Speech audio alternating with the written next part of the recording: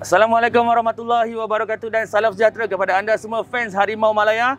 Berjumpa lagi untuk kali ini sesi bersama dengan atlet, dan hari ini kita bawakan khas kepada anda jago lompat tinggi negara iaitu Lee Hap Wei. Sihat Hap Wei? Ya, boleh sihat. Ya, so macam mana hari ini, ada training pagi? Ada, pagi ni ada training. So dah settle lah. Alright, so terima kasih kerana sudi luangkan masa bersama Harimau Malaya. Sebab ramai fans kita kat Harimau Malaya bukan sukan bola saja, semua sukan pun. Ada yang tanya tentang olahraga, ada yang tanya tentang, of course you juga. Dia nak tahu sebab hari tu ada isu di mana actually kalau asalnya you tak terpilih untuk sukan C, betul? So bila sekarang yang kita dapat maklumat, you sekarang dah dalam list, dalam senarai yang akan ke sukan C Hanoi. So apa sebenarnya yang berlaku, Hap Wei? Boleh ceritakan tak?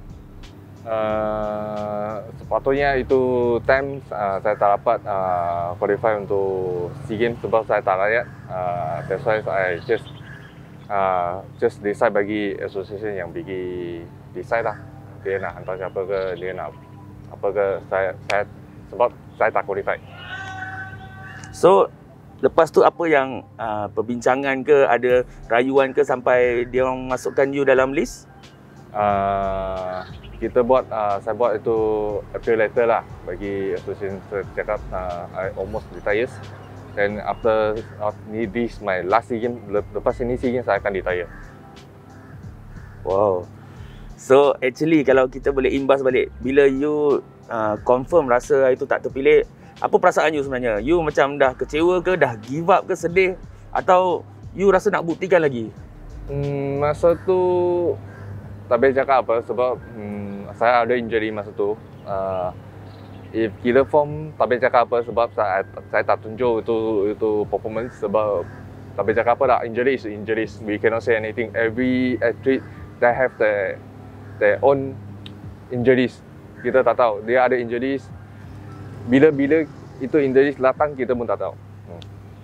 Kalau kita imbas balik masa Olimpik dan juga baru-baru ni lah, maksudnya bila you tak terpilih tu, you rasa macam kecewa. Ada tak support daripada atlet-atlet lain ataupun daripada senior you, Lu Kamzi ke, bagi semangat untuk teruskan, ada ke? Ada ramai atlet, dia akan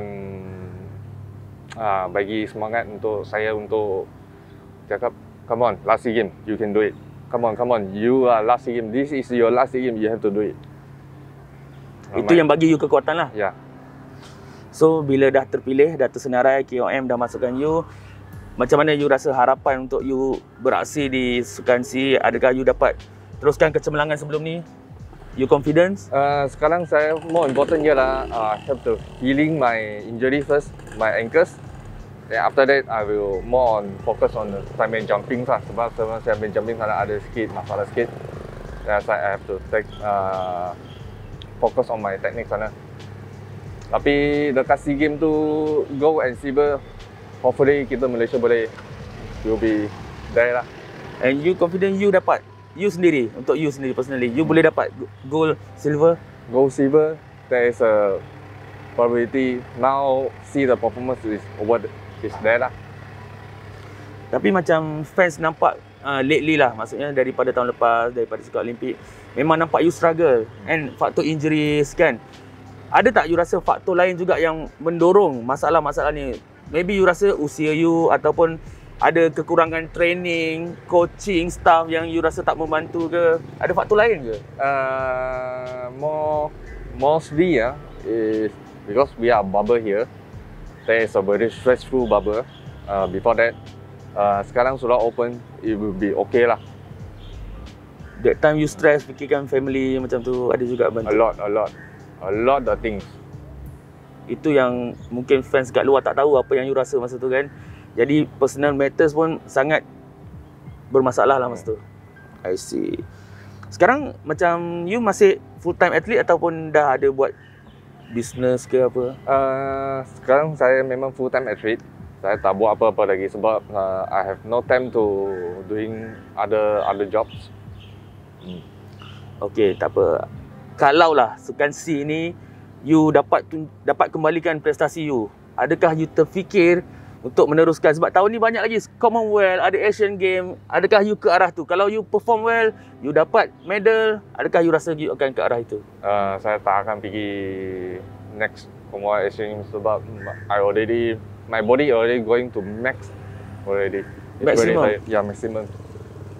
Bila yang you rasa you tahu ini adalah last kejohanan you? Maksudnya bila you percaya badan you dah tak boleh buat lagi. Bila masa ni you rasa betul? Masa training main time saya boleh rasa itu benar. Sebab saya tengah training tu, lepas sampai training, I have to take 1 or 2 days to recover my back, my normal back to my recovery lah. Macam umur 30, 32 lain sikit. Sekarang lagi slow.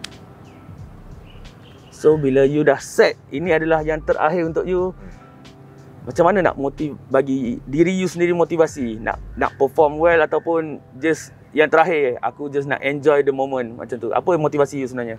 Motivasi ialah I have to keep pushing our athletics team to do better and better. That is my job because I'm captain, is athletic captain. I have to bring them to the SEA Games. I have to push them to get the medals and back. And I pun dengar juga banyak atlet yang menganggap you sebagai satu contoh semangat you, kesungguhan you, disiplin you.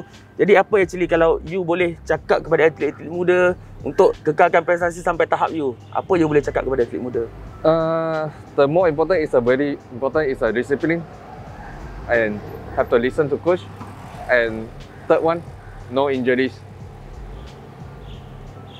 Injuries is the biggest thing dalam olahraga lah. Semua sukan juga, terutama olahraga. Kalau kita tengok ramai yang career dia halfway injured dan dia terus stop.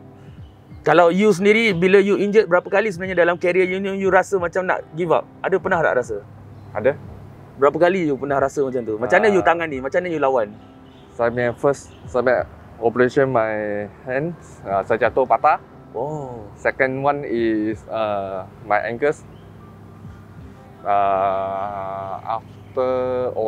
After Commonwealth Games, I cannot jump. That is my very failures. Paling sakit sekali punya tu. Sebab itu ialah kalau saya pilih itu game pergi Asian Games, it's a medals. I choose more tougher one. I go to the highest one to a Commonwealth Games. Masa tu 2010. Yang macam mana you lawan perasaan nak give up tu, tapi you macam mana you lawan? Masa tu ramai orang yang support, cakap you can do it, you can pergi lagi. Then after that, just after operations 2011, then hujung tahun bulan 3 tu operation, bulan 12 SEA Games, just only got one tournament.